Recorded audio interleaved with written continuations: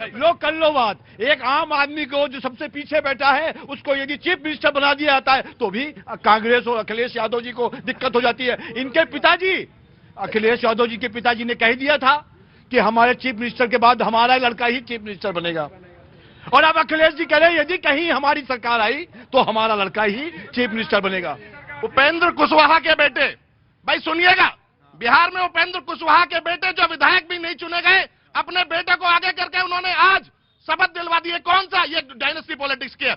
अब योगी जी, मोदी जी अपना परिवार नहीं बढ़ाएंगे तो कहां से नेता लेकर आएंगे? और दूसरी बात, अरुण जेटली का बेटा डीजीसीए के अध्यक्ष बनेगा, अमित शाह का बेटा आईसीसी का प्रेसिडेंट बनेगा, मध्य प्रदेश में जो मध्य प्रदेश एसोसिएशन का महाहरिवंश सिद्धा उसका अध्यक्ष बनेगा, कोई साइकिलिंग एसोसिएशन का अध्यक्ष बनेगा, और इनके बेटे बनेंगे अध्यक्ष, और हमारे बच्चे करेंगे हिंदू मुसलमान और भारत पाकिस्तान। Dynasty politics. इंदिरा गांधी का पोता बन सकता है कांग्रेस का नेता, हमारा कोई नेता का बच्चा किसी एसोसिएशन का अध्यक्ष भी नहीं बन सकता। क्या बात करते हो? Taking your point. जी जी। कभी खुद पे कभी हालात पे रोना आया। क्या बात है। कभी खुद पे कभी हालात पे रोना आया, बात निकली तो हर एक बात पे रोना आया। क्या बात है भाई। यही हालत अभी समस्त इंडी गठबंधन का हो रहा है। एसआईआर बिहार से ही शुरुआत करती हूँ। सबसे ज्यादा वोटर्स जहां से जिस जगह से कटे उसमें नाम है किशनगंज, जीता कौन? कांग्रेस। एसआईआर जहां सबसे ज्यादा वोटर्स जुड़े वो है अररिया, जीता कौन? कांग्रेस। एसआईआर की प्रक्रिया लेकिन भाजपा के साथ मिली हुई है। अब आते हैं बंगाल पे। मुझे समझ में नहीं आ रहा है कि बिहार में पूरे एसआईआर की प्रक्रिया हो गई, कहीं से कोई ना तो मृत्यु की खबर आई और न ही इस बात को इस पैमाने पे ले जाया गया कि दबाव बन रहा है। तो क्या ये दबाव ममता सरकार बना रही है अपने बीएलओस पे दबाव दे करके कि नहीं, जो गलत नाम है उनको कटने नहीं देना है, उनको बचाए रखना है? इस प्रश्न का जवाब जरूर दीजिए। जरूर होना चाहिए। लेकिन पश्चिम बंगाल मैं आ गया शर्मा जी रुकिए। पश्चिम बंगाल से जो खबर है वो ये भी है, कुछ खबरें जो आ रही हैं उसमें यह है कि पश्चिम बंगाल की जो सीमा है बांग्लादेश से लगती हुई, उसमें तमाम बांग्लादेशी नागरिक जो हैं देश लौटने की हड़बड़ी में हैं। स्वरूप नगर में हकीमपुर चेक पोस्ट पर सैकड़ों लोग बांग्लादेशी लौटने की कोशिश करते हुए दिखे। भारत के अलग अलग राज्यों में प्रवासी मजदूर के तौर पर काम कर रहे थे। कई लोगों ने स्वीकार किया कि वो अवैध तरीके से भारत में आए थे। तो ये वहां की जो खबरें हैं वहां आ रही हैं। ऑफकोर्स आप बोला था, समाजवादी बोलना चाह रही कुछ। देखो बड़ा स्पष्ट है। सबसे पहले उस आदमी को ढूंढा, उनको लेके कौन आया? क्या बॉर्डर पे बॉर्डर सिक्योरिटी फोर्स नहीं थी? क्यों हमारी आपने सिक्योरिटी फोर्सेस का मजाक बना रखा भारतीय जनता पार्टी ने? रोजाना घुसपैठिए चिल्लाती है। आपको पता होना चाहिए जनता को, जो जितने भी लोग खड़े हुए हैं, बॉर्डर का 3 किलोमीटर का एरिया सेंट्रल एजेंसीज के पास होता है, स्टेट गवर्नमेंट का उसमें कोई इंटरवीन नहीं होता।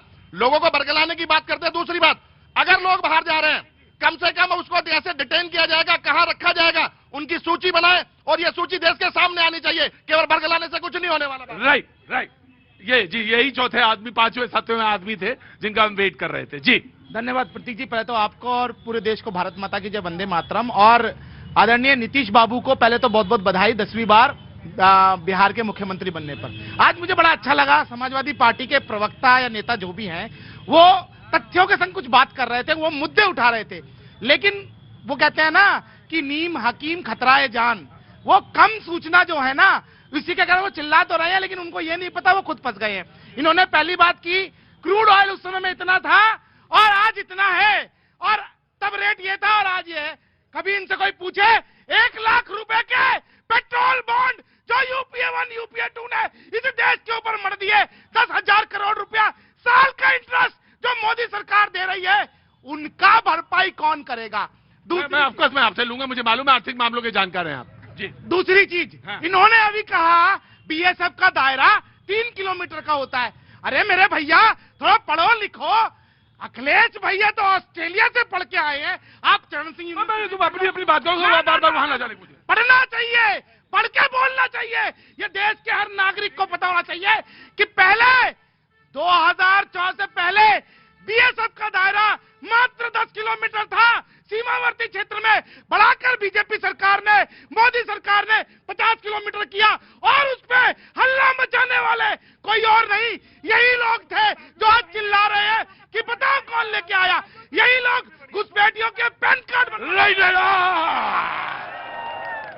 ठीक है, मैं आऊंगा, बिल्कुल आऊंगा, बिल्कुल आऊंगा। पहले पैनल पूरा कर लेता हूं जी। मैं इसे कहते हैं अपनी पोल खुद खोलना। अगर बीएसएफ का दायरा 50 किलोमीटर है और उसमें जो हमारी राज्य हैं उनका कोई हस्तक्षेप नहीं राज्य पुलिस का, तो इसके लिए जिम्मेदार कौन है? उसके लिए केंद्र। मैं एक छोटा सा मैं एक छोटा सा बात रखना चाहता हूं। मैं एक छोटी सी बात रखना चाहता हूं। मान लो चोर जो है बड़ा चकमेदार आदमी है। चोर तो वैसे चकमेदार होता है और चकमा दे के आ ही गया मेरे घर में, तो भैया पकड़ेंगे ना पकड़ें? ये तो बताओ कि इस बात को कहें कि तुम जब 22 नंबर चौकी के पास से, पुलिस चौकी के पास से निकले तो हवलदार था वो सो क्यों रहा था? अरे भैया आ गया तो उसको पकड़ने का तो जिम्मेदारी है ना। तो बस इस पर बहस नहीं होनी चाहिए। ऑफकोर्स घुसपैठिए पकड़े जाने चाहिए, लेकिन क्या घुसपैठियों को पकड़े जाने का कोई इरादा है भी क्या? मुझे तो याद है उत्तर प्रदेश के चुनाव में उसमें बड़ा मुद्दा बना कि भाई घुसपैठियों को पकड़ा जाएगा। उत्तर प्रदेश में घुसपैठी आ रहे हैं। लौनी के विधायक नंदकिशोर गुर्जर जी कहते हैं कि घुसपैठिया है, कोई कार्रवाई नहीं कर रही राज्य पुलिस। अभी झारखंड के चुनाव थे, वहां पे भी घुसपैठिया का मामला बहुत गर्म था कि घुसपैठियों को पकड़ा जाएगा। झारखंड के चुनाव खत्म, अब देखिए बीजेपी की कोई गतिविधि नहीं है वहां पे। अब बिहार नहीं, अभी पहले झारखंड के, अब तो अब आ रहा हूँ बिहार पे। बिहार के मामले में तो इलेक्शन कमीशन ने खुद ही साफ कर दिया कि उनको कोई घुसपैठिया वहां पे नहीं दिखा। और भाई इलेक्शन कमीशन ने घुसपैठियों की कोई पुष्टि नहीं की, कोई पुष्टि नहीं की इलेक्शन कमीशन से। ज्यादा ऐसे पकड़े गए जिनका आता पता ही नहीं, वो एड्रेस ही नहीं, वो एग्जिस्ट ही नहीं करते, लेकिन मतदाता सूची में उनका नाम था। और इसलिए देखिए घुसपैठिया का मामला चुनावी मामला, अभी पश्चिम बंगाल के चुनाव हो जाएंगे, फिर अगले 5 साल तक, फिर 5 साल बाद फिर घुसपैठिया का मामला सुनेंगे। और एक तेल का मामला जो इन्होंने बोला, ऑयल बॉन्ड के मामले पर, ऑयल बॉन्ड के मामले के ऊपर कितनी कमाई की आपकी सरकार ने? आपकी सरकार ने की 35 लाख करोड़ की कमाई की है तेल के। रूस से सस्ते तेल आए। क्या यहाँ पे भारतवासियों को, हमको आपको सस्ते तेल मिले? डीजल पेट्रोल सस्ता हुआ? नहीं हुआ। किसका सस्ता हुआ भगवान जाने किसका सस्ता हुआ। और एक चीज और, आराम से बस। सर रूस से जो तेल आ रहे थे वो $60 प्रति बैरल के आ रहे थे, और जो मनमोहन सिंह सरकार खरीद रही थी वो $140 प्रति बैरल का तेल। मैं बस इतना कह रहा हूँ, आप जब गाड़ी में पेट्रोल भरवाने गए तो दिक्कत तो नहीं हुई थी आपको? नहीं दिक्कत सर, एक चीज ये बताइए। नहीं, अब मैं उस पर भी आता हूँ, कि सस्ता था या नहीं, और अगर आ रहा था तो मिलना चाहिए था जी। 2G 3G जीजा जी। No I won't take it. No I won't take it. नहीं, मैं बिल्कुल नहीं लूंगा। नो।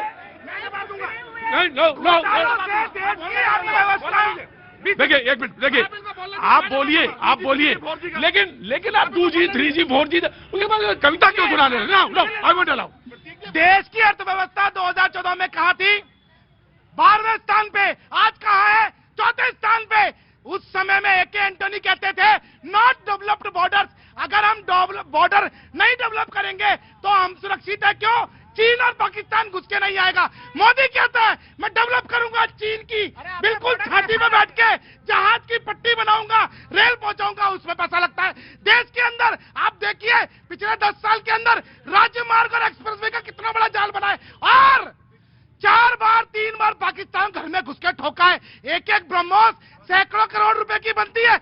ऐसे ही नहीं, ये देश का पैसा अब जो जा रहा है वो सेना के लिए जा रहा है। ब्रह्मोस कब बना था भाई? ब्रह्मोस कब बना था? ब्रह्मोस बनना क्या इसी समय में शुरू हुआ था? गूगल कर लीजिए, पता चल जाएगा ब्रह्मोस कब बना था।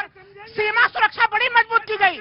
रोहिंग्या शरणार्थियों का आगमन कब से शुरू हुआ था? 2016-17 से रोहिंग्या के शरणार्थियों की समस्या बनी, और उसके बाद अगर वो प्रवेश कर गए तो फिर किसकी सरकार थी? बॉर्डर सुरक्षा आपकी जिम्मेवारी तो, आप फेल हुए, मान लीजिए उसको। राइट, मैं आ गया जी। सिलसिलेवार जवाब दूंगा मैं प्रवक्ता साहब का। सबसे पहले 2G 3G Colgate supreme court से ऊपर है क्या आप? सुप्रीम कोर्ट ने बोला कोई घोटाला नहीं, और आपकी सरकार के नाक के नीचे बोला है। आपसे